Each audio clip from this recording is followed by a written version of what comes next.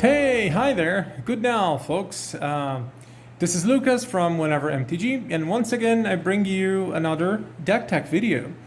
Today, we're talking about Mono Red Kuldotha, considered one of the scourges of the PAUPER format and one very important pillar of the meta. Mono Red has been around for decades, and that fact will never change. So every time we build something new, we just have to have that in mind. We have to, accept the fact that mono red exists. Anyway, let's move on to the main deck, shall we? So here we have the main deck. Let's talk about it. We have 4 copies of Voldaren Epicure, 4 copies of Goblin Tomb Raider, 4 copies of Goblin Blast-Runner, 4 copies of Goblin Bushwhacker, 4 copies of Clockwork Percussionist, 4 copies of Experimental Synthesizer, 4 copies of Kuldotha Rebirth, which names the deck, 4 copies of Lightning Bolt, 4 copies of Galvanic Blast, 3 copies of Chain Lightning, only 1 copy of Combustion Implement, 2 copies of Goblin Grenade, 1 Fireblast, along with 13 mountains, and 4 copies of Great Furnace. Yeah, we're playing 17 lands, which can be suicidal at times, but it is what it is. It works. We only have 1-drops. The deck's very fast, and very often we don't need more than, let's say, 3 lands to win the game. So what's the goal here? What does this deck wants to do? You want to cast your 1-drops as fast as possible. The Epicure, the Goblins, or the Clockwork Percussionist, and then create some board pressure, with your smaller creatures. At one point, sacrifice an artifact like the Implement, the Synthesizer, the Epicure's Blood token, or one of the Great Furnaces to use your Kuldotha Rebirth. And then, once you have a board big enough, you kick your Goblin Bushwhacker, giving all your guys +1/+0 and haste, which, easily adds up to 10, 12, 15 damage in a single turn. Once your opponent's low enough, you can just finish off the game with the grenades, the Fireblast, or your burn spells. It's a pretty straightforward plan. You usually finish the game, pretty fast. So a typical turn 1 would be, like I said, Epicure, Tomb Raider, Blast-Runner, or the Percussionist. Okay, that's our typical turn 1. If you don't have any of those cards, the Implement is an option, or any of the burn spells to, let's say, kill a creature, perhaps, or just burn your opponent's face. On turn 2, you have options. You can play more of the 1-drops, except the Bushwhacker.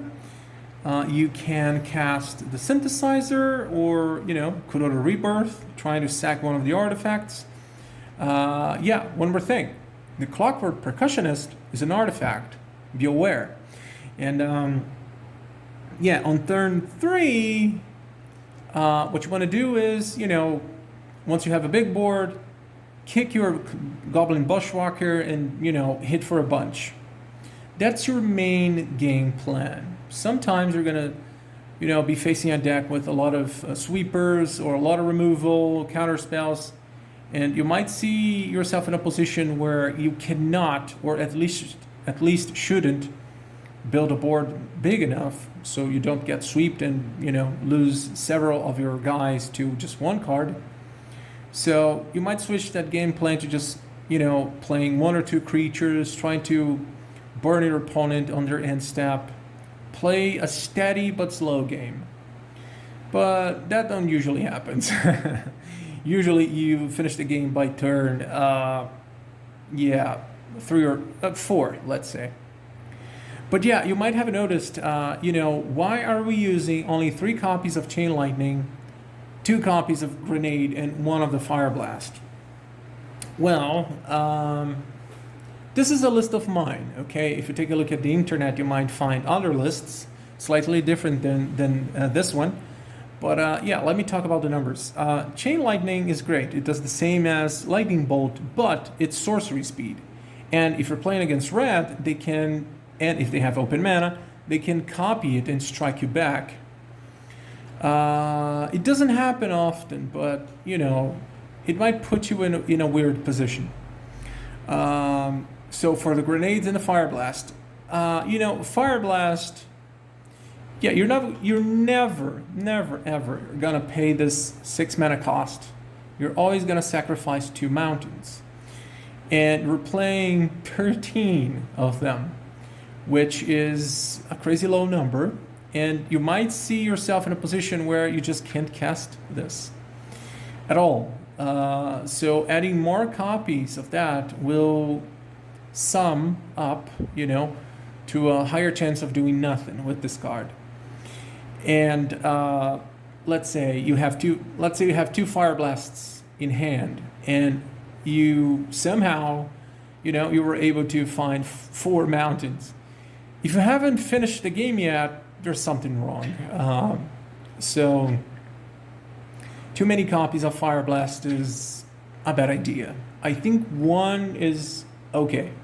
More than that, it's not good.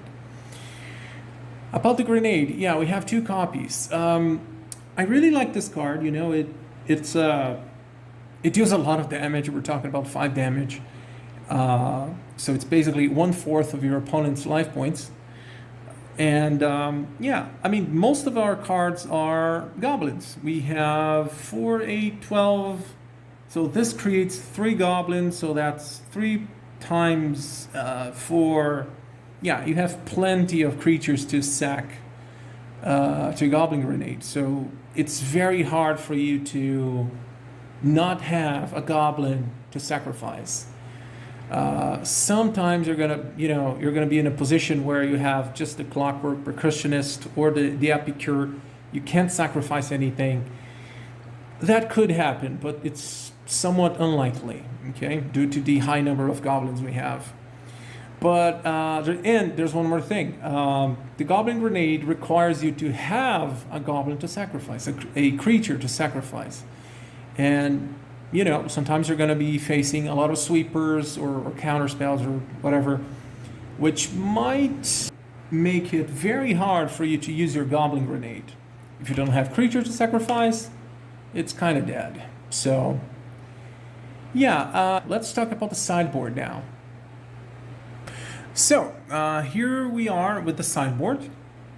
Yeah, let me list everything. We're playing 2 copies of End of Festivities, 2 copies of Smash to Smithereens, 2 copies of Flaring Pain, 2 copies of Tectonic Rift, 2 copies of Pyroblast, 1 copy of Red Elemental Blast, because I don't have the 3rd Pyroblast, 1 copy of Gorilla Shaman, and 3 Cast into the Fire.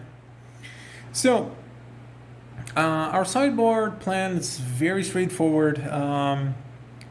We just try to deal with the bad matchups, and we try to make the easy matchups into easier matchups.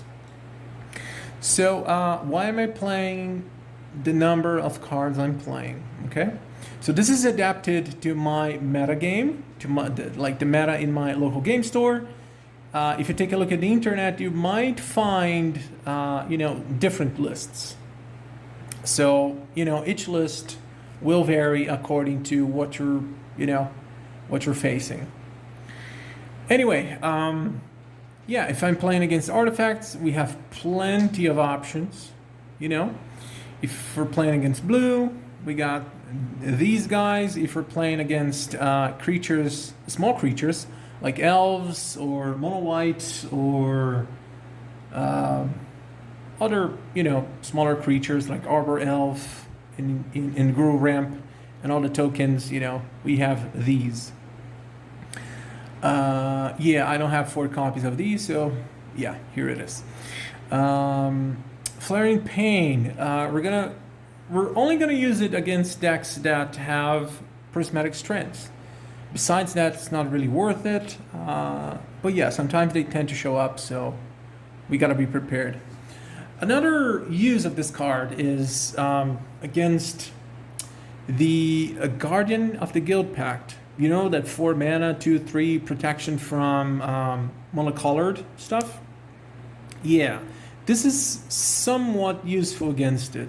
Let's say you're attacking with a lot of 2/1s or 2/2s, whatever. They block with that. So you cast this, damage can't be prevented. So which means, their protection will be ignored. You will be able to do, let's say, 2 damage. And then you can finish off the Guardian with one of these.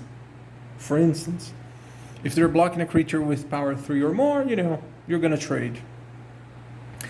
I wouldn't try to focus my sideboard plan on that, but I'm just pointing out that this is something you can do.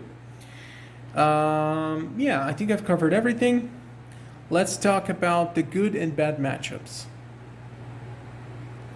Okay, so the good and bad matchups. I think the first bad matchup that comes to my mind is Boggles. Because they gain a lot of life and they can just, get out of control very fast, especially on the play. And game 1, we don't have tools to deal with Boggles. So the only card we're gonna, side in are these. But besides that, there's nothing else you can do. All you have to, you have to try to kill their creature on turn 1 as soon as possible. Or if they play, something and don't enchant it, just kill it. Kill it as soon as you have the opportunity. Because if you don't, you won't have any other opportunities. Another bad matchup is Orzhov Blade. Man, that sucks. They gain a lot of life. I myself run 3 copies of Mukotai and Busher. That rat with ninjutsu, pay 2. It's a 3/2 lifelinker. So yeah, Orzhov Blade tends to gain a lot of life, control the board, and have tons of 1/2s or 1/3s that can block you for days. And they can recur many of their effects with the Glint Hawk or the Core Skyfisher. On top of playing 2 copies of Exhaling Fumes, Exhausting Fumes? Yeah, the 3 mana instant that your creatures gets -2, -1. So it's a very hard matchup, so good luck with that. Okay, so what do we do against this guy? They run tons of artifact lands, so our main goal is to try to nuke their lands. For that, we're going to use 3 copies of Cast into the Fire, 1 or 2 copies of Smash to Smithereens, and 1 Gorilla Shaman. I say that, if they don't have enough mana, they can't do anything.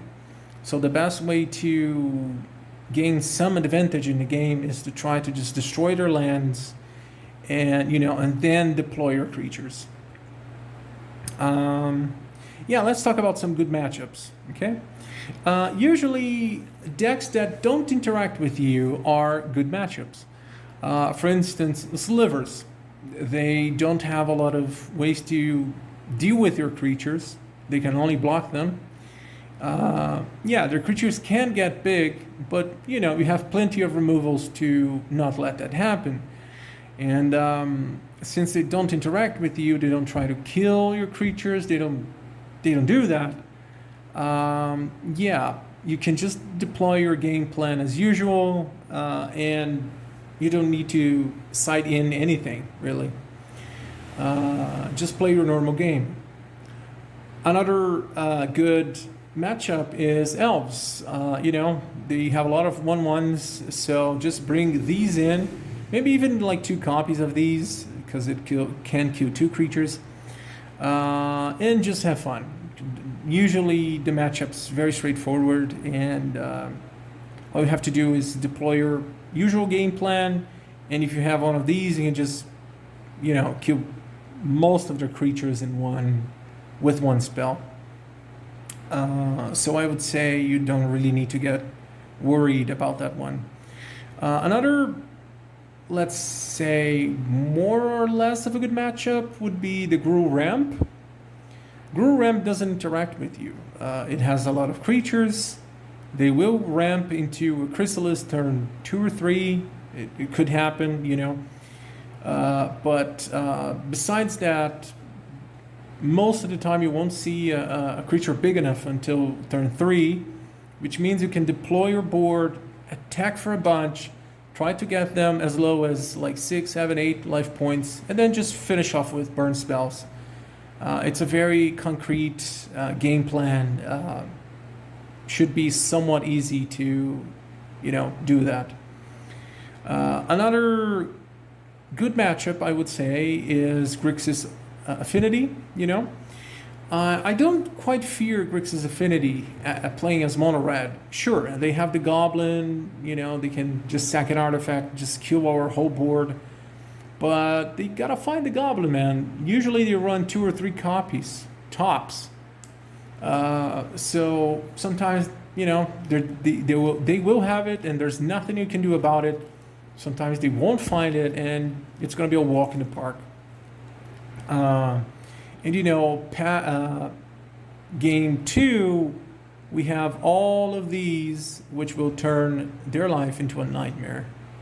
You know, they run plenty of indestructible lands. You can just nuke their lands, use Smash to just, you know, take a creature out, the mirror or the rat or whatever, just kill them and attack, you know. Or you can also just destroy one of those lands that don't have indestructible. Same goes for the shaman. It's pretty straightforward. Just deploy your gameplay as usual. But on game 2, just be aware of sweepers. Okay. Another bad matchup I forgot is mono white. Yeah, white Winnie tends to, let's say, recover very well. They have a lot of life gain, a lot of 1/2s and 1/1s. They can easily block your creatures. They can easily build a board good enough to just stop the bleeding. And they run Prismatic Strands main deck, which means you know, your plans of deploying a huge board into Bushwhacker most of the time will be frustrated. Your attempt will be frustrated. So yeah, what can we do about that? The only options we have are, you know, these guys. Do you want to everything? I'm pretty sure you can kill a lot of creatures with that. And against Prismatic Strands, we have Flaring Pain. So I would side in these 6 cards, or maybe just 3, two of these, just 1 here and 2 of those. You don't want to, let's say, steer away from your usual game plan too much. Yeah. So the video is getting quite long. If you have any questions, any doubts, if you agree or disagree with most of what I said, please let me know in the comments below. If you want to know about a specific matchup, yeah, use the comment section for that. I will answer to your questions. So I hope you have enjoyed the video, and I guess I'll see you next time. See ya.